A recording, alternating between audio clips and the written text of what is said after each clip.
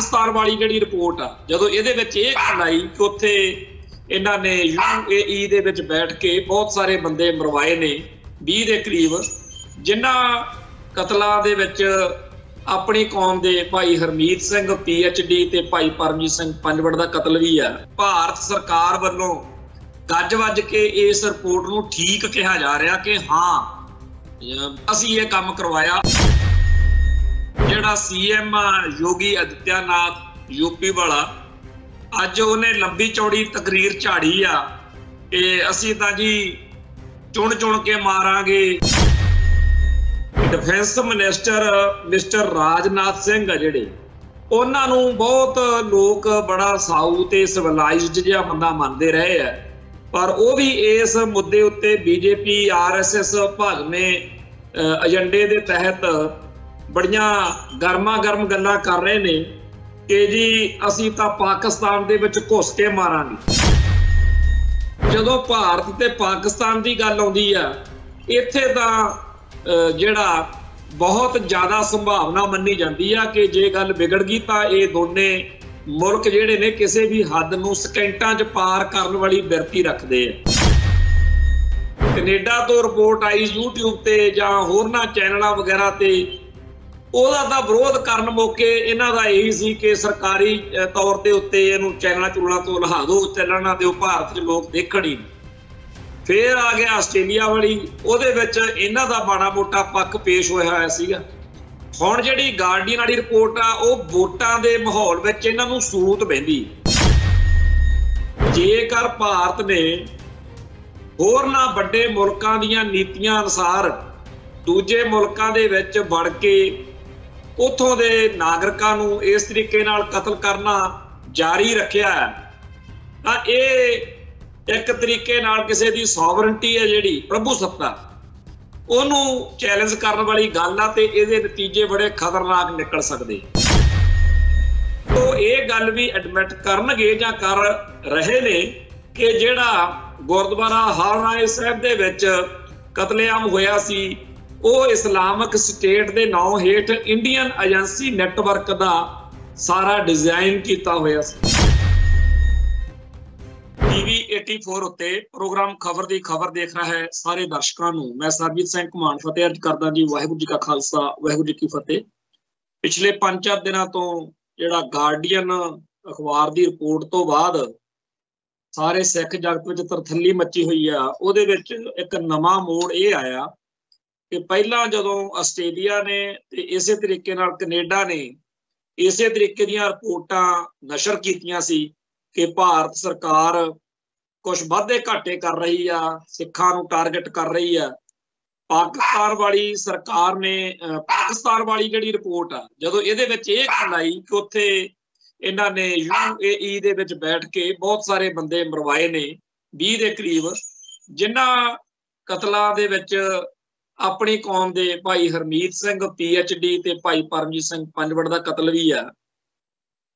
इस बार नवी गल ये हुई है कि भारत सरकार वालों गज वज के इस रिपोर्ट नूं ठीक कहा जा रहा कि हाँ असीं ये काम करवाया। उल्टा जिहड़ा CM योगी आदित्यनाथ यूपी वाला अज उन्हें लंबी चौड़ी तकरीर झाड़ी आ कि असीं तां जी चुन चुन के मारांगे, असी जीरो टोलरेंस आ साडी तां असीं तां पट्टे चक देंगे। काफ़ी ज़्यादा उन्हें तिखियां ते तत्तियां जिहड़ियां ने गल्लां बातां कीतियां ने ते ओह इउं लगदा भी जिवें कोई कंपीटीशन चल पिया हैगा BJP दे इन्हां सारे लीडरां च कि एक तो वध के एक गर्म गल करो ਤਾਂ ਕਿ ਹਿੰਦੂਆਂ ਦੀਆਂ ਵੋਟਾਂ ਜਿਹੜੀਆਂ ਨੇ ਉਹ ਇਹਨਾਂ ਲੋਕ ਸਭਾ ਚੋਣਾਂ ਮੌਕੇ ਆਪਾਂ ਨੂੰ ਫਿਰ ਮਿਲ ਜਾਣਗੀਆਂ।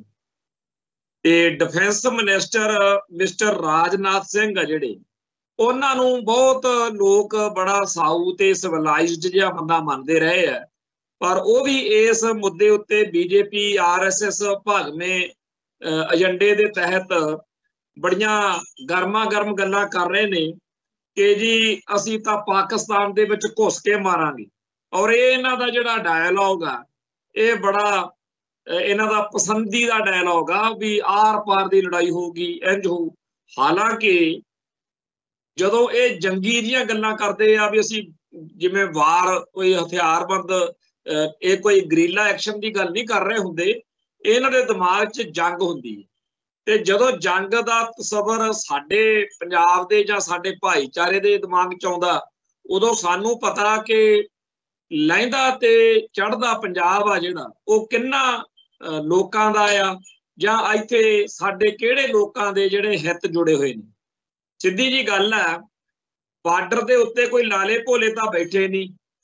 ਪਾਕਿਸਤਾਨ ਦੇ ਨਾਲ ਲੱਗਦੀ ਸਰਹੱਦ ਦੀ ਪਹਿਲੇ ਦਿਨ ਤੋਂ ਹੀ ਇਹ ਟ੍ਰੈਜਡੀ ਹੈ ਕਿ ਉੱਪਰ ਕਸ਼ਮੀਰ ਆ ਜਿਹੜਾ, ਉੱਥੇ ਵੀ ਉਹ ਕਸ਼ਮੀਰੀ ਲੋਕ ਬੈਠੇ ਨੇ ਜਿਨ੍ਹਾਂ ਦਾ ਕਤਲੇਆਮ ਕਰਕੇ ਉੱਥੇ ਬਿਲਕੁਲ ਜਿਵੇਂ ਕਹਿ ਦਈਏ ਵੀ ਨਸਲਕੁਸ਼ੀ ਕਰ ਦੇਣੀ ਇੰਡੀਆ ਦੀ ਲੋੜ ਹੈ, ਏਜੰਡਾ ਹੈ ਉਹਨਾਂ ਦਾ। ਇਵੇਂ ਹੀ ਉਹ ਸਿੱਖਾਂ ਦਾ ਸਤਿਆਨਾਸ਼ ਕਰਕੇ ਇੱਥੇ ਬਰਬਾਦੀ ਕਰਨ ਦੇ ਲਈ ਸਦਾ ਤਤਪਰ ਰਹਿੰਦੇ ਨੇ। ਸੋ ਪਾਕਿਸਤਾਨ ਨਾਲ ਜੰਗ ਛੇੜ ਕੇ ਕਸ਼ਮੀਰੀਆਂ ਦਾ ਤੇ ਪੰਜਾਬੀਆਂ ਦਾ ਭੋਗ ਪਵਾਉਣਾ, ਇਹ ਤਾਂ ਇਹਨਾਂ ਨੂੰ ਬੜੇ ਚਿਰ ਦਾ ਹੈ। ਇੰਦਰਾ ਗਾਂਧੀ ਨੇ ਵੀ ਉਦੋਂ ਇਹ ਸੋਚਿਆ ਸੀ 1984 ਮੌਕੇ ਕਿ ਦਰਬਾਰ ਸਾਹਿਬ ਦੇ ਹਮਲੇ ਤੋਂ ਕੁਝ ਅਰਸਾ ਬਾਅਦ ਪਾਕਿਸਤਾਨ ਨਾਲ ਇੱਕ ਨਕਲੀ ਜੀ ਲੜਾਈ ਛੇੜ ਕੇ ਆਪ ਪਿੱਛੇ ਹੋ ਜਾਾਂਗੇ ਤੇ ਮੁੜ ਕੇ ਸਾਰੇ ਰੌਲਾ ਪਾ ਦਿਆਂਗੇ ਕਿ ਦੇਖੋ ਜੀ ਸਿੱਖ ਤਾਂ ਪਾਕਿਸਤਾਨ ਨਾਲ ਰਲ ਗਏ ਆ ਤੇ ਇਹਨਾਂ ਦਾ ਘਾਣ ਕਰਨਾ ਪੈਣਾ। ਸੋ ਇਹ ਜਿਹੜੀ ਇਹਨਾਂ ਦੀ ਨੀਤੀ ਆ, ਉਹਦੇ ਤਹਿਤ ਹੁਣ ਮਿਸਟਰ ਰਾਜਨਾਥ, ਯੋਗੀ ਆਦਿੱਤਿਆਨਾਥ ਤੇ ਹੋਰ ਲੀਡਰ ਜਿੰਨੇ ਵੀ ਨੇ ਉਹ ਮਾਹੌਲ ਨੂੰ ਪੂਰਾ ਭੜਕਾ ਰਹੇ ਨੇ। ਇਹ ਗੱਲ ਵੱਖਰੀ ਆ ਕਿ ਇਸ ਮੌਕੇ ਪਰਮਾਣੂ ਸ਼ਕਤੀਆਂ ਜਿਹੜੀਆਂ ਨੇ, ਕਿਉਂਕਿ ਪਾਕਿਸਤਾਨ ਅਤੇ ਭਾਰਤ ਕੋਲ ਜਿਸ ਤਰੀਕੇ ਦੇ ਹਥਿਆਰ ਨੇ, ਜਿਸ ਤਰੀਕੇ ਦੀਆਂ ਮਾਰੂ ਮਝਾਈਲਾਂ ਨੇ, ਇਹ ਗੱਲ ਤਾਂ ਸਾਰੀ ਦੁਨੀਆ ਨੂੰ ਹੀ ਪਤਾ ਕਿ ਜੇ ਕਿਤੇ ਅਗਲੀ ਜੰਗ ਛਿੜੇ ਤੇ ਜੇ ਕਿਤੇ ਗੱਲ ਵਧੇ ਤਾਂ ਉਹ ਕਿੱਥੇ ਤੱਕ ਜਾ ਸਕਦੀ ਹੈ। ਇਹ ਜਿਹੜੀਆਂ ਰਸ਼ੀਆ ਤੇ ਯੂਕਰੇਨ ਦੀਆਂ ਜੰਗਾਂ ਨੇ ਜਾਂ ਹੋਰ ਬਹੁਤ ਸਾਰੇ ਮੁਲਕਾਂ ਦੀਆਂ ਜੰਗਾਂ ਨੇ, ਉੱਥੇ ਵੀ ਇਹ ਚਰਚਾ ਚੱਲਦੀ ਆ ਕਿ ਪਰਮਾਣੂ ਬੰਬਾਂ ਤੇ ਕਿੰਨਾ ਗੱਲ ਜਾ ਵੜੇ। ਪਰ ਜਦੋਂ ਭਾਰਤ ਤੇ ਪਾਕਿਸਤਾਨ ਦੀ ਗੱਲ ਆਉਂਦੀ ਆ, ਇੱਥੇ ਤਾਂ ਜਿਹੜਾ ਬਹੁਤ ਜ਼ਿਆਦਾ ਸੰਭਾਵਨਾ ਮੰਨੀ ਜਾਂਦੀ ਆ ਕਿ ਜੇ ਗੱਲ ਵਿਗੜ ਗਈ ਤਾਂ ਇਹ ਦੋਨੇ ਮੁਲਕ ਜਿਹੜੇ ਨੇ ਕਿਸੇ ਵੀ ਹੱਦ ਨੂੰ ਸਕਿੰਟਾਂ 'ਚ ਪਾਰ ਕਰਨ ਵਾਲੀ ਬਿਰਤੀ ਰੱਖਦੇ ਆ। ਜਿਵੇਂ ਪੰਜਾਬ ਦੇ ਸਾਡੇ ਪੇਂਡੂ ਲੋਕ ਮੁਹਾਵਰਾ ਵਰਤਦੇ ਆ ਵੀ ਆਪ ਤਾਂ ਡੁੱਬਿਆ ਬਾਹਮਣਾ ਜਜਮਾਨ ਵੀ ਗਾਲੇ। ਇਹ ਉਹ ਬਿਰਤੀ ਆ ਜਿਹਦੇ ਵਿੱਚ ਜਾਣੀ ਕਿ ਸਾਰਾ ਕੁਛ ਹੀ, ਜਿਵੇਂ ਕਹਿੰਦੇ ਆ ਵੀ ਬਾਂਦਰ ਦੇ ਹੱਥ 'ਚ ਆ ਗਈ ਤੀਦਾਂ ਵਾਲੀ ਡੱਬੀ ਤੇ ਸਾਰਾ ਜੰਗਲ ਸਾੜ ਕੇ ਸੁਆਹ ਕਰਤਾ, ਉਹ ਹਾਲ ਆ। ਸੋ ਜਿਹੜਾ ਇਹ ਗਰਮਾ ਗਰਮ ਬਿਆਨਬਾਜ਼ੀ ਆ, ਉਹ ਜੰਗ ਜੁੰਗ ਵਾਲੇ ਪਾਸੇ ਦਾ ਮਾਹੌਲ ਜਿਹਾ ਸਿਰਜ ਕੇ ਅਸਲ ਵਿੱਚ ਤਾਂ ਵੋਟਾਂ ਦਾ ਰੌਲਾ ਹੈ। ਇਹਨਾਂ ਨੂੰ ਜਿਹੜੀ ਕੈਨੇਡਾ ਤੋਂ ਰਿਪੋਰਟ ਆਈ YouTube ਤੇ ਜਾਂ ਹੋਰਨਾਂ ਚੈਨਲਾਂ ਵਗੈਰਾ ਤੇ, ਉਹਦਾ ਤਾਂ ਵਿਰੋਧ ਕਰਨ ਮੌਕੇ ਇਹਨਾਂ ਦਾ ਇਹੀ ਸੀ ਕਿ ਸਰਕਾਰੀ ਤੌਰ ਦੇ ਉੱਤੇ ਇਹਨੂੰ ਚੈਨਲਾਂ ਚੂਲਾਂ ਤੋਂ ਲਹਾ ਦਿਓ, ਚੱਲਣ ਨਾ ਦਿਓ, ਭਾਰਤ 'ਚ ਲੋਕ ਦੇਖਣ ਹੀ ਨਾ। ਫੇਰ ਆ ਗਿਆ ਆਸਟ੍ਰੇਲੀਆ ਵਾਲੀ, ਉਹਦੇ ਵਿੱਚ ਇਹਨਾਂ ਦਾ ਮਾੜਾ ਮੋਟਾ ਪੱਖ ਪੇਸ਼ ਹੋਇਆ ਸੀਗਾ। ਹੁਣ ਜਿਹੜੀ ਗਾਰਡੀਅਨ ਵਾਲੀ ਰਿਪੋਰਟ ਆ, ਉਹ ਵੋਟਾਂ ਦੇ ਮਾਹੌਲ ਵਿੱਚ ਇਹਨਾਂ ਨੂੰ ਸੂਤ ਬਹਿੰਦੀ। ਉਹ ਐਸ ਕਰਕੇ ਹੁਣ ਪੂਰਾ ਦਿਖਾ ਰਹੇ ਨੇ ਕਿ ਅਸੀਂ ਬੜੇ ਬੱਬਰ ਸ਼ੇਰ ਆ, ਅਸੀਂ ਤਾਂ ਜੀ ਉੱਥੇ ਮਾਰ ਦਿਆਂਗੇ। ਪਰ ਇਹ ਗੱਲ ਦੁਨੀਆ ਦੇ, ਪੰਜਾਬ ਦੇ, ਭਾਰਤ ਦੇ ਜਾਂ ਸਾਰੇ ਮੁਲਕ ਦੇ ਜਿਹੜੇ ਚਿੰਤਕ ਨੇ, ਆਈਡੀਓਲੋਜੀਕਲ ਜੌਬ ਕਰਦੇ ਆ ਜਿਹੜੇ, ਉਹਨਾਂ ਨੂੰ ਬਹੁਤ ਇਸ ਗੱਲ ਦੀ ਚਿੰਤਾ ਹੋ ਰਹੀ ਆ ਕਿ ਜੇਕਰ ਭਾਰਤ ਨੇ ਹੋਰਨਾਂ ਵੱਡੇ ਮੁਲਕਾਂ ਦੀਆਂ ਨੀਤੀਆਂ ਅਨੁਸਾਰ ਦੂਜੇ ਮੁਲਕਾਂ ਦੇ ਵਿੱਚ ਵੜ ਕੇ ਉੱਥੋਂ ਦੇ ਨਾਗਰਿਕਾਂ ਨੂੰ ਇਸ ਤਰੀਕੇ ਨਾਲ ਕਤਲ ਕਰਨਾ ਜਾਰੀ ਰੱਖਿਆ ਤਾਂ ਇਹ ਇੱਕ ਤਰੀਕੇ ਨਾਲ ਕਿਸੇ ਦੀ ਸੋਵਰਨਟੀ ਹੈ ਜਿਹੜੀ ਪ੍ਰਭੂ ਸੱਤਾ, ਉਹਨੂੰ ਚੈਲੰਜ ਕਰਨ ਵਾਲੀ ਗੱਲ ਆ ਤੇ ਇਹਦੇ ਨਤੀਜੇ ਬੜੇ ਖਤਰਨਾਕ ਨਿਕਲ ਸਕਦੇ। ਵੋਟਾਂ ਵਾਲਾ ਲਾਹਾ ਤਾਂ ਮਿੰਟਾਂ ਸਕਿੰਟਾਂ ਦਾ ਜਾਂ ਘੜੀ ਪਲ ਦਾ ਵੀ ਚਲੋ ਵੋਟਾਂ ਮਿਲ ਗਈਆਂ ਜੀ, ਆਪਾਂ ਸਰਕਾਰ ਬਣਾ ਲਈ, ਪਰ ਜਿਹੜਾ ਇਹਦੇ ਨਾਲ ਦੇਸ਼ ਦੇ ਹਿੱਤਾਂ ਦਾ ਮਾਮਲਾ ਜੁੜਿਆ ਹੋਇਆ, ਕਿਉਂਕਿ ਜਦੋਂ ਆਰਥਿਕ ਤੌਰ ਤੇ ਪਾਬੰਦੀਆਂ ਲਾ ਦਿੱਤੀਆਂ ਜਾਂਦੀਆਂ ਨੇ ਜਾਂ ਅੱਜ ਦੇ ਮਾਹੌਲ ਵਿੱਚ ਇਹ ਜ਼ਰੂਰੀ ਨਹੀਂ ਕਿ ਕੋਈ ਮੁਲਕ ਆਪਦੇ ਬਦਲੇ ਲਈ ਸਿਰਫ ਕਤਲੇਆਮ ਜੰਗ ਜਾਂ ਕੁਛ ਇਸ ਤਰੀਕੇ ਦਾ ਸਟੈਪ ਚੱਕੇ, ਹੋਰ ਵੀ ਬੜੇ ਢੰਗ ਤਰੀਕੇ ਤੇ ਉਹਦਾ ਨੁਕਸਾਨ ਸਾਰੇ ਭਾਰਤ ਨੂੰ, ਖਾਸ ਤੌਰ ਤੇ ਉਹਨਾਂ ਲੋਕਾਂ ਨੂੰ ਵੀ ਝੱਲਣਾ ਪੈਣਾ ਜਿਹੜੇ ਇਸ ਨੀਤੀ ਨਾਲ ਬਿਲकुल असहमत ने। बथेरे इस मुल्क दे विच सियासी लीडर ने, बहुत सारे इस मुल्क की एस्टैबलिशमेंट का जिन्हों आपां हुकूमत कहने आ, निजाम कहने, ਉਹਦੇ ਵਿੱਚ ने जिन्हां नूं ਇਹ नीति नाल बेइतफाकी आ कि इंडिया ने जदों पहले दिन तो ये नीति रखी हुई है कि असी दूजे मुल्कां दे प्रभु सत्ता नूं चैलेंज नहीं करना, तां असी ये नवीं जिहड़ी हुण बीजेपी ने लैके आंदी आ खेड भी असी इहदे नाल बेइतफाकी रखदे। ये सारे दे सारे लोग चिंतित ने कि जेकर इंडिया इस तरीके का अक्स बन जाए इंडिया का सारे इंटरनेशनल लैवल ते कि इन्हां दा कोई एतबार ना करो, पता नहीं किहड़े थां ते की कर देण। खास तौर दे उत्ते जिहड़ियां माइनॉरिटीज़ नाल जुड़े मसले है उन्हां दे बारे बहुत संवेदनशील होके चलण दी लोड़ है। चेते करो अफगानिस्तान दे विच एक बहुत वड्डी घटना वापरी सी जदों 25 मार्च 2020 नूं काबल दे गुरुद्वारा हर राहे साहिब दे विच इस्लामिक स्टेट वल्लों एक अटैक किया गया ते 25 दे करीब सिख जिहड़े सी उत्थे गोलियां नाल भुन दिते गए। सारे संसार दे विच इस गल दे उत्ते बहुत भारी रिएक्शन आया। तालिबाना ने भी इस कतलेआम की निखिधी की सी। उस मौके इंडिया दे विच गोदी मीडिया दे राही ये माहौल सिरजण का यतन किया गया कि जी ये जिहड़े तालिबान ने बेशक इन्हां ने विरोधी की इहदी निखिधी की है, पर यह मुसलमान बड़े भैड़े ने, इन्हां नाल सिखां एवं सिख जफ्फियां पाउंदे फिरदे आ। इन्हां ने ही ये देखो जी मोदी साहब तां जहाज भेज के उत्थों सिखां नूं कढ़ा रहे ने, गुरु साहब दे सरूप लिया रहे ने। इन्हां इस घटना नूं सिखां नूं नीवां दिखाउण लई वरतिया गया कि जी देखो गुरु साहब दे सरूप सिर्फ मोदी करके ही उत्थों आ गए, नहीं तां बहुत मन। कहण तो भाव कि ये जिहड़ा सारा घटनाक्रम सी उदों गोदी मीडिया राही सारा भांडा फोड़िया गया, तोड़िया गया मुसलमानां दे इस्लामिक स्टेट जां तालिबान जां अफगानियां दे सिर।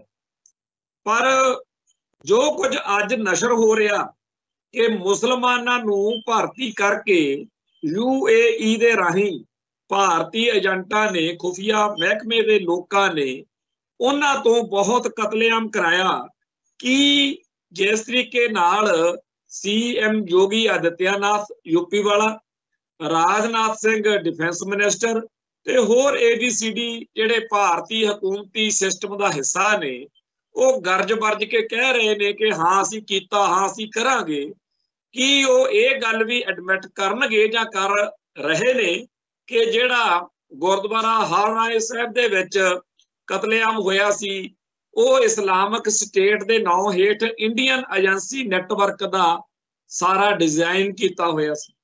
तो इस गल की बहुत भारी क्लैरीफिकेशन की लोड़ है ताकि उन्हां धूतियां नूं, उन्हां बेअकलां नूं समझ लग सके जिहड़े ये समझी फिरदे आ कि जी भारत माता की जय कह के असीं सिख जिहड़े आ वो इंडिया तो बच जावांगे, सिक्योर हो जावांगे ते होर तां साडी किसी ने बांह नहीं फड़नी।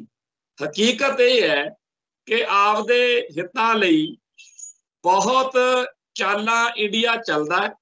खास तौर पर हिंदू तवी सोच आ जिहड़ी एक फिल्म आई एनीमल फिल्म दे चर्चे बड़े सुने। पहला तो इन्हूं लंघाता पर पिछले दिनी किसी सज्जण ने ज्यादा कहा कि जरूर देखियो, देखी। उहदे विच यही उस फिल्म का मैटाफर जां उहदा सारा डिजाइन जां जो उहदा कॉन्सैप्ट उहदे ये बनया होया कि जिहड़ा मुसलमान आ वो बहुत भैड़ा हुंदा, ਉਹਨੂੰ मारना हिंदू की बहुत भारी लोड़ आ, मजबूरी आ। वो चाहुंदा नहीं कि इहनूं मैं मारां, पर मेरे हितां दी राखी तां होनी आ मुसलमानां तो जे इहनूं कतल कर देवां। मतलब वो कतल नूं भी वो हीरो बना के भी वो तां जी बहुत चंगा वा हिंदू आ, पर वो की करे मुसलमान है ही बड़ा माड़ा, ਉਹਨੂੰ मारना पै रिहा। उपरंत ਉਹਨੂੰ मारन दे लई जिहड़ी किरपान आ वो सरदार दी सिख दी ਜਿਹੜੀ ਆ ਉਹ ਵਰਤੀ ਜਾਂਦੀ ਆ, ਜਿਨ੍ਹਾਂ ਦੇ ਸਾਰਿਆਂ ਦੇ ਬਾਅਦ ਤਿਲਕ ਜੇ ਲਾਏ ਜਾਂਦੇ ਆ ਫਿਲਮ 'ਚ। ਇਹ ਫਿਲਮ ਦਾ ਬਹੁਤ ਲੰਬਾ ਚੌੜਾ ਜਿਹੜਾ ਵਾਇਲੈਂਸ ਤੇ ਸੈਕਸ ਤੇ ਹੋਰ ਬਹੁਤ ਸਾਰੇ ਕਾਰਨਾਂ ਕਰਕੇ ਕਮਾਈ ਬੜੀ ਕੀਤੀ, ਚਰਚਾ ਵਿਵਾਦ ਵੀ ਬਣੇ। ਪਰ ਇਹ ਗੱਲ ਜਿਹੜੀ ਆਮ ਜਨਰਲ ਪਬਲਿਕ ਨੂੰ ਸਮਝਾਈ ਜਾ ਰਹੀ ਹੈ ਕਿ ਮੁਸਲਮਾਨ ਭੈੜੇ ਨੇ, ਹਿੰਦੂ ਉਹਨਾਂ ਨੂੰ ਮਾਰਨਾ ਨਹੀਂ ਚਾਹੁੰਦਾ, ਪਰ ਹਿੰਦੂ ਨੇ ਜੇ ਆਪਦੇ ਆਪ ਨੂੰ ਬਚਾਉਣਾ ਹੈ ਤਾਂ ਮਜਬੂਰੀ 'ਚ ਉਹਨੂੰ ਮੁਸਲਮਾਨ ਮਾਰਨੇ ਪੈਣੇ ਆ। ਤੇ ਸਿੱਖ ਜਿਹੜਾ ਹੈ ਉਹਨੂੰ ਪੂਰਾ ਪੰਪ ਦੇ ਕੇ ਕਿ ਅਸੀਂ ਤੁਹਾਡੇ ਭਰਾ ਆ, ਫਿਲਮ 'ਚ ਇਸ ਤਰੀਕੇ ਨਾਲ ਆਪਦੇ ਹੱਕ 'ਚ ਹਿੰਦੂ ਭਗਤਾਉਂਦਾ ਹੈ ਕਿ ਐਂਡ ਜਿਹੜਾ ਹੈ ਉਹ ਫਿਰ ਸਿੱਖ ਦੀ ਕਿਰਪਾਨ ਦੇ ਨਾਲ ਨਿਬੇੜਾ ਹੁੰਦਾ। ਇਹੀ ਚੀਜ਼ ਪਿਛਲੇ 50-60 ਸਾਲਾਂ ਤੋਂ ਲਗਾਤਾਰ ਇੱਥੇ ਖੇਡ ਖੇਡੀ ਜਾ ਰਹੀ ਆ। ਇੱਕ ਪਾਸੇ ਸਾਡੇ ਹਿੱਤ ਭਾਰਤ ਨਾਲ ਜਾਂ ਹਿੰਦੂ ਨਾਲ ਜੁੜੇ ਹੋਏ ਨੇ, ਇਸ ਗੱਲ ਤੋਂ ਇਨਕਾਰੀ ਨਹੀਂ ਹੋਇਆ ਜਾ ਸਕਦਾ। ਦੂਜੇ ਪਾਸੇ ਸਾਡੇ ਹਿੱਤ ਜਿਹੜੇ ਨੇ ਉਹ ਪਾਕਿਸਤਾਨ ਅਤੇ ਮੁਸਲਮਾਨ ਭਾਈਚਾਰੇ ਨਾਲ, ਇਸਲਾਮ ਨਾਲ ਜੁੜੇ ਹੋਏ। ਅਸੀਂ ਸਟੇਟਲੈਸ ਲੋਕ ਆ, ਸਾਡੇ ਕੋਲੇ ਕੋਈ ਰਾਜ ਭਾਗ ਨਹੀਂ। ਮੁਸਲਮਾਨਾਂ ਕੋਲੇ ਪਾਕਿਸਤਾਨ ਸਮੇਤ ਹੋਰ ਬਹੁਤ ਸਾਰੇ ਰਾਜ ਨੇ, ਹਿੰਦੂਆਂ ਕੋਲੇ ਵੀ ਰਾਜ ਹੈ। ਅਸੀਂ ਸਟੇਟਲੈਸ ਆ ਤੇ ਸਾਨੂੰ ਦੋਨੇ ਧਿਰਾਂ ਦੇ ਵਿਚਾਲੇ ਇੱਕ ਬੈਲੈਂਸ ਬਣਾ ਕੇ, ਸੰਤੁਲਨ ਬਣਾ ਕੇ ਚੱਲਣ ਦੀ ਬਹੁਤ ਭਾਰੀ ਲੋੜ ਹੈ। ਸਾਡੇ ਨਨਕਾਣਾ ਸਾਹਿਬ ਤੇ ਗੁਰਦੁਆਰਾ ਕਰਤਾਰਪੁਰ ਸਾਹਿਬ, ਡੇਰਾ ਸਾਹਿਬ ਲਾਹੌਰ ਤੇ ਹੋਰ ਬੇਅੰਤ ਗੁਰਧਾਮਾਂ ਤੋਂ ਇਲਾਵਾ ਸਾਡੀ ਜਿਹੜੀ ਇਤਿਹਾਸਕ ਵਿਰਾਸਤ, ਸਾਡੇ ਧਰਮ ਦੇ, ਸਾਡੇ ਇਤਿਹਾਸ ਦੇ ਬਹੁਤ ਵੱਡੇ ਸਰੋਕਾਰ ਆ ਜਿਹੜੇ ਉਹ ਪਾਕਿਸਤਾਨੀ ਖਿੱਤੇ ਨਾਲ ਜੁੜੇ ਹੋਏ ਨੇ। 1947 ਤੋਂ ਪਹਿਲਾਂ ਇਹ ਸਾਰਾ ਭਾਰਤ, ਸਾਰਾ ਪੰਜਾਬ ਜਾਂ ਸਿੱਖ ਹੋਮਲੈਂਡ ਦਾ ਜਿਹੜਾ ਇਹ ਇਲਾਕਾ, ਇੱਥੇ ਕਦੇ ਸੋਚਿਆ ਨਹੀਂ ਸੀ ਕਿ ਆਹ ਦਿਨ ਆਉਣਗੇ। ਸਾਡੀ ਤਾਕਤ 1947 ਨੇ ਬਹੁਤ ਖਤਰਨਾਕ ਤਰੀਕੇ ਨਾਲ ਘਟਾਈ ਹੈ। ਅਸੀਂ ਉਦੋਂ ਖੱਜਲ ਹੋਏ, ਖੁਆਰ ਹੋਏ। ਸਾਰੇ ਭਾਰਤ ਦੇ ਲੋਕਾਂ ਨੇ ਐਸ਼ਾਂ ਕੀਤੀਆਂ, ਨਜ਼ਾਰੇ ਲਏ। ਉਹਨਾਂ ਨੂੰ ਤਾਂ ਇਹ ਜਿਹੜਾ 15 ਅਗਸਤ ਸੀ ਉਦੋਂ ਲੁੱਡੀਆਂ, ਭੰਗੜੇ ਤੇ ਮਾਰੇ ਕੌਣ ਗਏ? ਅਸੀਂ ਮਾਰੇ ਗਏ। ਸਾਡਾ ਲੱਖਾਂ ਦੀ ਗਿਣਤੀ ਵਿੱਚ ਕਤਲੇਆਮ ਹੋਇਆ। ਸਾਡੀਆਂ ਧੀਆਂ ਭੈਣਾਂ ਬੱਚੀਆਂ ਨਾਲ ਜੋ ਵਾਪਰਿਆ ਉਹ ਜ਼ੁਬਾਨ ਕਹਿਣ ਤੋਂ ਅੱਜ ਵੀ ਇਨਕਾਰੀ ਹੈ। ਉਪਰੰਤ ਸਾਡਾ ਜਿਹੜਾ ਆਰਥਿਕ ਤੌਰ ਤੇ ਨੁਕਸਾਨ ਹੋਇਆ, ਜੋ ਸਾਡਾ ਸਮਾਜਿਕ, ਇਤਿਹਾਸਕ, ਧਾਰਮਿਕ ਤੌਰ ਤੇ ਨੁਕਸਾਨ ਹੋਇਆ, ਇੱਕ ਪੂਰੀ ਦੀ ਪੂਰੀ ਕੌਮ ਦਾ ਇੰਨਾ ਭਾਰੀ ਕਤਲੇਆਮ, ਅਬਦਾਲੀ ਜਾਂ ਹੋਰ ਜਿਹੜੇ ਸਾਡੇ ਤੇ ਵੱਡੇ ਘੱਲੂ ਘਾਰੇ ਵਾਪਰੇ ਉਦੋਂ ਵੀ ਨਾ ਹੋਇਆ ਜਿੰਨਾ ਹੁਣ ਹੋਇਆ। ਉਪਰੰਤ ਚਲੋ ਭਾਰਤ ਨਾਲ ਆਪਾਂ ਜੁੜ ਗਏ। ਪਾਕਿਸਤਾਨ ਦੇ ਵਿੱਚ ਜਿਹੜੇ ਸਿੱਖ ਬਚ ਗਏ, ਰਹਿ ਗਏ, ਉਹਨਾਂ ਦਾ ਕੋਈ ਦਾਅਵਾ ਨਹੀਂ ਸੀ ਬਣਦਾ ਕਿਉਂਕਿ ਇਹ ਸਿੱਖ ਤਾਂ ਭਾਰਤ ਨਾਲ ਆ ਗਏ ਸੀ। ਪਰ ਫਿਰ ਵੀ ਭਾਰਤੀ ਲੋਕਾਂ ਦੇ ਉਲਟ ਪਾਕਿਸਤਾਨ ਦੇ ਵਿੱਚ ਉੱਥੇ ਉਹਨਾਂ ਦੇ ਹਿੱਤਾਂ ਦੀ ਰਾਖੀ ਲਈ, ਹੱਕਾਂ ਦੀ ਰਾਖੀ ਲਈ ਕਈ ਮੌਕਿਆਂ ਦੇ ਉੱਤੇ ਬਹੁਤ ਚੰਗੇ ਤਰੀਕੇ ਨਾਲ ਹੁਣ ਤਾਂ ਉੱਥੇ ਪਾਕਿਸਤਾਨ ਸਿੱਖ ਗੁਰਦੁਆਰਾ ਪ੍ਰਬੰਧਕ ਕਮੇਟੀ ਵੀ ਬਣਾ ਦਿੱਤੀ ਗਈ ਹੈ। ਹੁਣ ਤਾਂ ਹੋਰ ਵੀ ਚੰਗੇ ਤਰੀਕੇ ਨਾਲ, ਪਰ ਬੀਤੇ ਦੌਰ ਵਿੱਚ ਕੁਝ ਮੌਕੇ ਇਹੋ ਜਿਹੇ ਆਏ ਨੇ ਜਿੱਥੋਂ ਸਾਡੇ ਹਿੱਤਾਂ ਨੂੰ ਸੱਟ ਵੱਜੀ, ਪਰ ਉਹਨਾਂ ਨੂੰ ਤਾਂ ਆਪਾਂ ਤਿਆਗ ਕੇ ਆਏ ਸੀ। ਉਹਨਾਂ ਦੀ ਤਾਂ ਚੁਆਇਸ ਆ ਪਾਕਿਸਤਾਨ ਐਸਟੈਬਲਿਸ਼ਮੈਂਟ ਦੀ ਕਿ ਉਹ ਸਿੱਖਾਂ ਨਾਲ ਕਿਵੇਂ ਵਰਤਣ। ਪਰ ਫਿਰ ਵੀ ਆਪਾਂ ਦੇਖ ਰਹੇ ਹਾਂ ਕਿ ਇੰਟਰਨੈਸ਼ਨਲ ਪੋਲਿਟਿਕਸ ਦੇ ਹਿਸਾਬ ਨਾਲ ਜਾਂ ਆਪਦੇ ਏਜੰਡੇ ਜਾਂ ਲੋੜਾਂ ਦੇ ਹਿਸਾਬ ਨਾਲ ਬਹੁਤ ਸਾਰਾ ਚੰਗਾ ਕੁਝ ਵਾਪਰਦਾ ਅਸੀਂ ਦੇਖ ਰਹੇ ਹਾਂ। ਗੁਰਦੁਆਰਾ ਕਰਤਾਰਪੁਰ ਸਾਹਿਬ ਦੇ ਲਾਂਘੇ ਦਾ ਮਸਲਾ ਹੈ, ਬੜਾ ਸਖਤ ਇਤਰਾਜ਼ ਸੀ ਇੰਡੀਆ ਦਾ। ਪਰ ਜਦੋਂ ਦੇਖਿਆ ਕਿ ਇੰਟਰਨੈਸ਼ਨਲ ਲੈਵਲ ਤੇ ਸਾਰੇ ਸਿੱਖਾਂ ਨੂੰ ਮੋਦੀ ਦੇ ਜਾਂ ਬੀਜੇਪੀ ਦੇ ਵਿਰੋਧੀ ਮੰਨਿਆ ਜਾ ਸਕਦਾ, ਇੱਕ ਦੂਜੇ ਦੇ ਉਲਟ ਹੋ ਜਾਣਗੇ, ਕਿਉਂਕਿ ਸਾਰੇ ਪਾਸੇ ਇਹ ਰੌਲਾ ਪੈ ਜਾਊਗਾ ਕਿ ਪਾਕਿਸਤਾਨ ਤਾਂ ਤਿਆਰ ਆ ਪਰ ਮੋਦੀ ਅਤੇ ਬੀਜੇਪੀ ਅੜੇ ਹੋਏ ਨੇ ਕਿ ਅਸੀਂ ਲਾਂਘਾ ਖੁੱਲਣ ਨਹੀਂ ਦੇਣਾ। ਸੋ ਉਦੋਂ ਮਜਬੂਰੀ ਬਸ ਇਹਨਾਂ ਨੂੰ ਉਹ ਗੱਲ ਮੰਨਣੀ ਪਈ। ਇੱਕ ਪਾਸੇ ਉਹ ਪਾਕਿਸਤਾਨ ਆ, ਮੁਸਲਮਾਨ ਆ, ਜਿਨ੍ਹਾਂ ਨੂੰ ਆਪਦੇ ਏਜੰਡੇ ਤਹਿਤ ਸਿੱਖਾਂ ਦੇ ਹੱਕ ਵਿੱਚ ਖੜਨਾ, ਸਿੱਖਾਂ ਦੇ ਪੱਖ ਵਿੱਚ ਭੁਗਤਣਾ ਸਹੀ ਲੱਗਦਾ। ਦੂਜੇ ਪਾਸੇ ਆ ਮੁਲਕ ਆ ਇੰਡੀਆ, ਜਿੱਥੇ ਅਸੀਂ ਆਪਦਾ ਸਾਰਾ ਕੁਝ ਤਿਆਗ ਕੇ 1947 ਮੌਕੇ ਇਹਦੇ ਨਾਲ ਆਪਦੀ ਕਿਸਮਤ ਜੋੜੀ।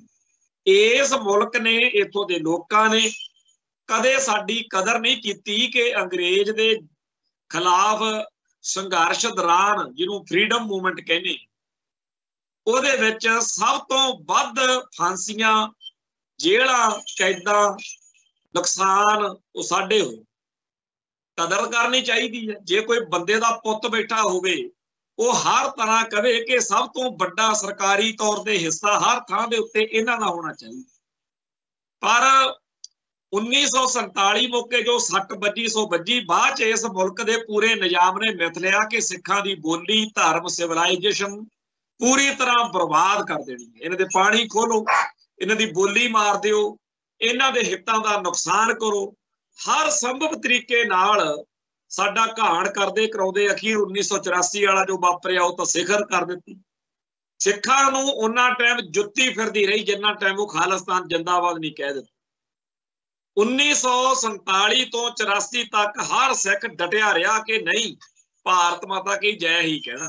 पर वो कहते जी तुसी हिंदुस्तान जिंदाबाद जिन्ना टाइम बोलोगे छतर फेरांगे ते कहो खालिस्तान जिंदाबाद। तो सिखां नूं धक के खालिस्तान वाले पासे तोरिया इंडिया ने। हुण चीका मारदे आ कहंदे इहदे मगर पाकिस्तान, हुण कहंदे उत्थे घुस के मारेंगे। 1984 तो 90-95 तक इत्थे अगले सूरमे जिन्हां ने इतिहास सिरजिया, पहले दिन ही पता सी कि साडी किड्डी क शक्ति अते समर्था है। पर धाना माता दे, धाना कलगीधर दे लाल जिन्हां ने नीवी पा के दिन कट्टण दी बजाए सिरां ते खप्पड़ बन के लड़ाई लड़ी ते इस पूरे मुल्क दियां गोडड़ियां लवाई रखी। ये ठीक है कि एक गरीला वारफेयर दी एक सीमा हुंदी है। असी जो लड़ सकते सी, जो कर सकते सी कीता। मुल्क दी प्रधानमंत्री, भारत दा फौजां दा सेनापति ते होर इधर उधर कुल मिला के जिन्ना कर सकते सी कीता।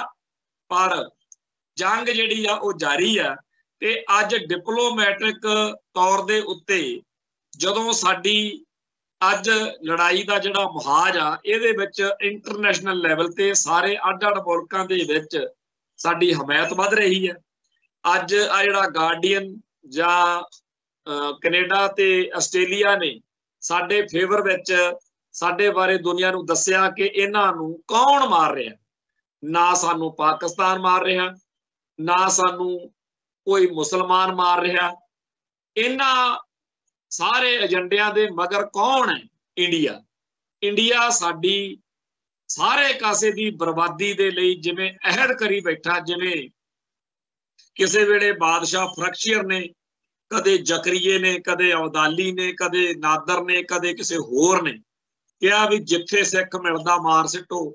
उवें दा हिसाब किताब हुण इस मौके शरेआम जिहड़ा हैगा वो बढ़िया होया। इत्थे कश्मीर दे विच चिट्ठी सिंहपुरा दे विच जिवें साडी कौम दे बंदे मरवाए इंडियन एजेंसियां ने, उवें ही अफगानिस्तान दे विच मरवाए, उवें ही इत्थे जिहड़ा कृष्क जहाज कांड आ वो भी इदां दी कहानी आ जिहड़ी मलोआ किशनधर दी किताब आ ओपन सीक्रेट, ਉਹਦੇ ਵਿੱਚ सारा लिखिया होया कि किवें इंडियन एजेंसियां ने वो सारा जिहड़ा केस उस स्कैंडल वो कांड करवाया सी। तो साडी कौम नूं सारे पासियां तो कातल, खतरनाक, दहशतगर्द, सिर फिरिया दी कौम ये गर्दानण लई ते मारन लई, सानू बर्बाद कर लई, बदनाम कर लई इंडिया वालों जो कुछ कीता जा रहा वो सारे दे सामने। ते इहदे नाल नाल आ जिहड़ा सियासी तौर ते खेडां खेडियां जा रहीआं ने कि जी असी जिहड़ा है घर में घुस के मारेंगे। ये सारियां गल्लां बातां दे दौरान नाल दी नाल होर भी बहुत सारे पासियां तो अटैक जिहड़ा है वो चल रहा ते सानू ये गल्लां कलियां करी जाण दे नाल खंड खंड कीतियां मूँह नहीं मिठा होना। सानू आपदी आज़ादी दी लड़ाई नूं अज दे संदर्भ विच अज दे हिसाब नाल अगे वधाउणा पैणा। बहुत सारे ढंग तरीकिਆਂ नाल साडी कौम लगी हुई है।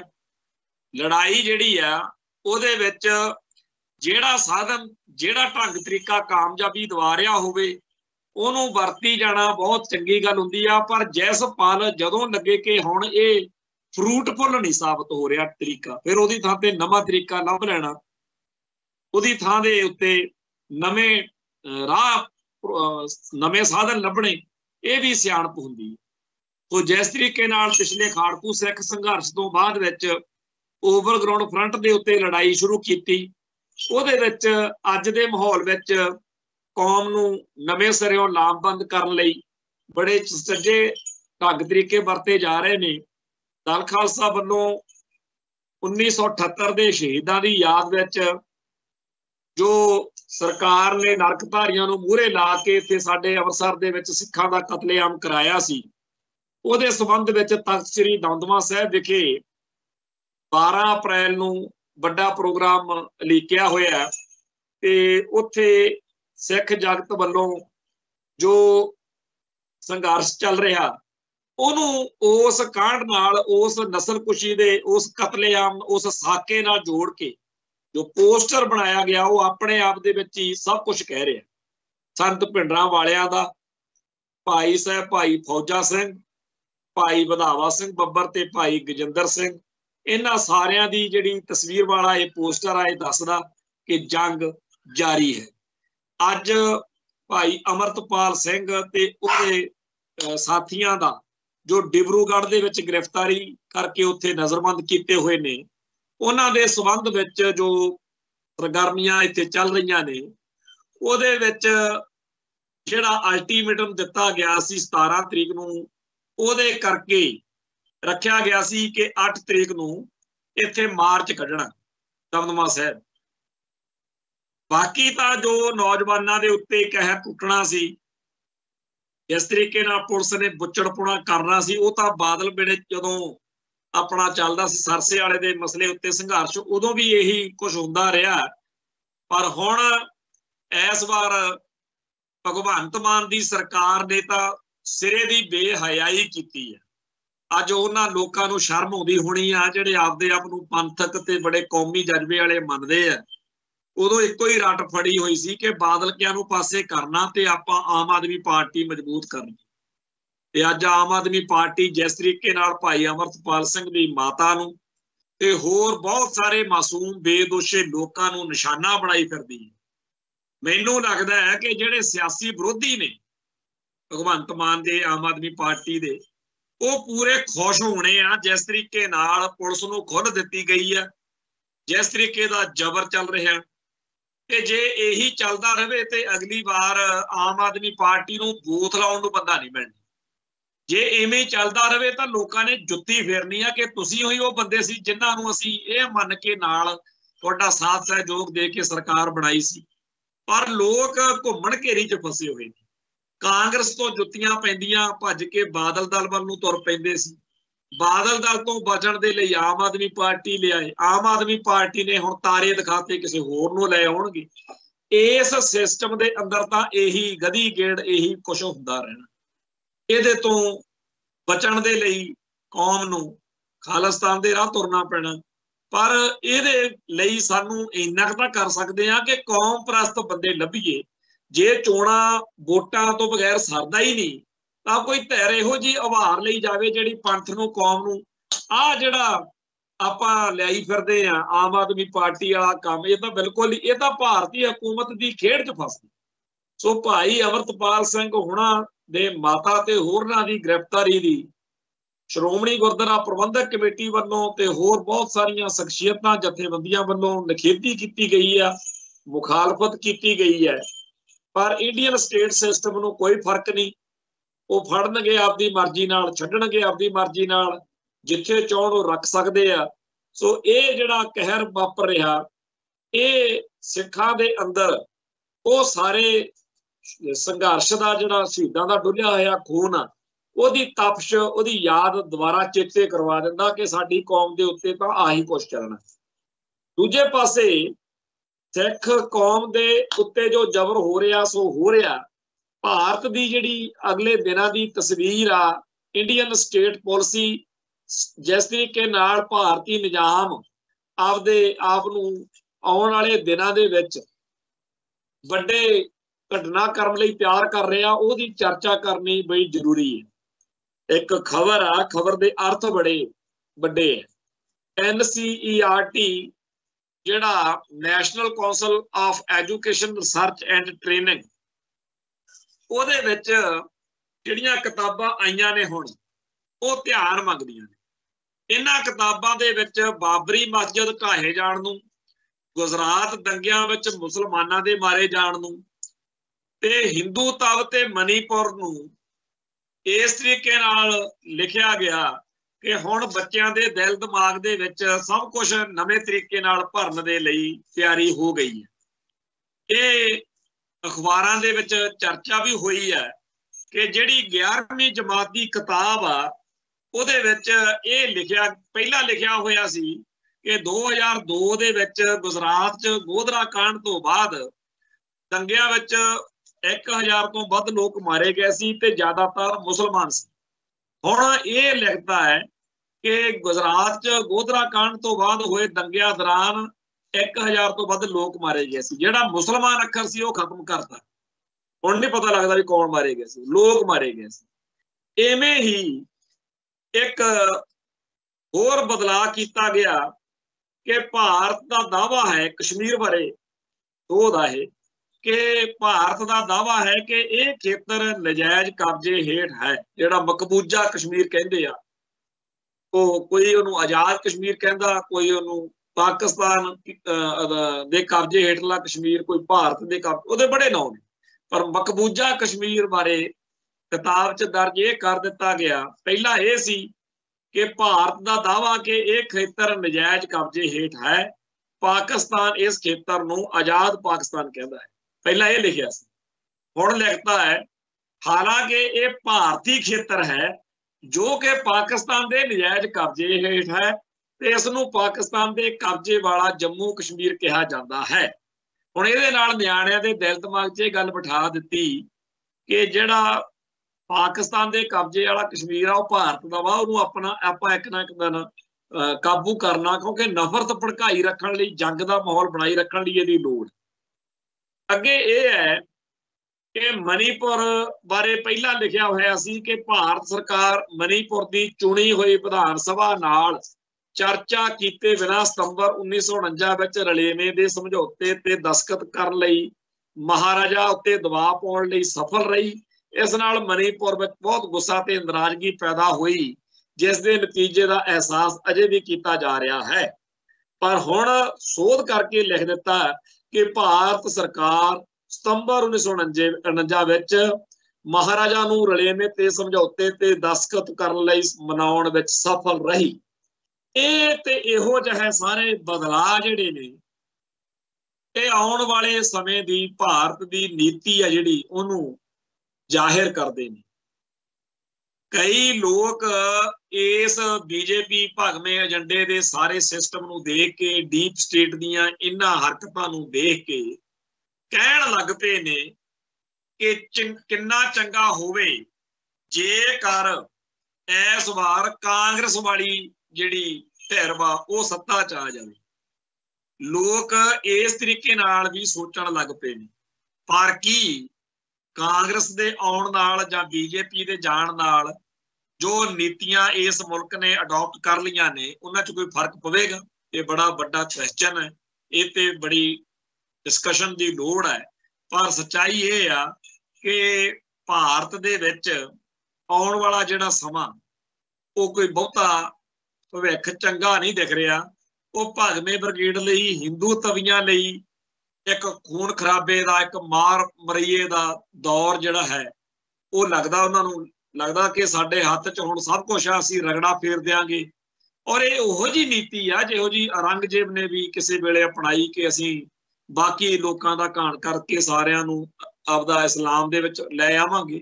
ਹੁਣ ਇਹ ਜਿਹੜਾ ਜ਼ਬਰ ਦਾ, ਮਨੁੱਖੀ ਹੱਕਾਂ ਦੇ ਘਾਣ ਦਾ, ਲੋਕਾਂ ਉੱਤੇ ਜ਼ੁਲਮ ਦਾ ਨਵਾਂ ਅਧਿਆਏ ਆਉਣ ਵਾਲੇ ਦਿਨਾਂ 'ਚ ਖੁੱਲਣ ਜਾ ਰਿਹਾ, ਉਹਦੇ ਵਿੱਚ ਸਾਡੀ ਕੌਮ ਦਾ ਕੀ ਰੋਲ ਆ, ਅਸੀਂ ਕਿੱਥੇ ਕੁ ਸਟੈਂਡ ਕਰਦੇ ਹਾਂ ਤੇ ਸਾਡੀ ਕੌਮ ਕਿਸ ਤਰੀਕੇ ਨਾਲ ਆਪਦੇ ਹਿੱਤਾਂ ਦੀ ਰਾਖੀ ਕਰੇ, ਇਹਦੇ ਉੱਤੇ ਚਰਚਾ ਹੋਣੀ ਚਾਹੀਦੀ ਹੈ।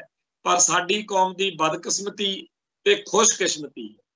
बदकिस्मती ये आ कि बहुत बड़ा जिहड़ा हिस्सा वो भारती सोच अनुसार चल रहा है।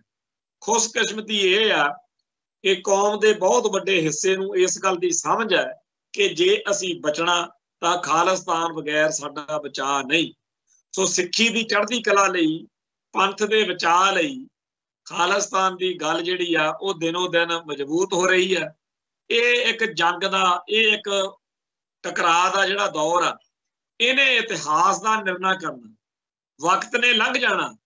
निर्णय इस गल का होना है कि फलाने मौके उत्ते किहड़े किहड़े सिख ने भारत माता की जय कह ही रखिया ते किहड़े किहड़े सिख ने पंथ का, कौम का, धर्म का पक्ष लिया ते खालिस्तान का झंडा चक्की रखिया। सो इत्थे समाप्ति करते हैं। उड़ीक करांगे कि वो दिन आवे जो UN दे विच होरना मुल्कां दे झंडियां दे विचाले साडा खालिस्तान दा झंडा भी झूले।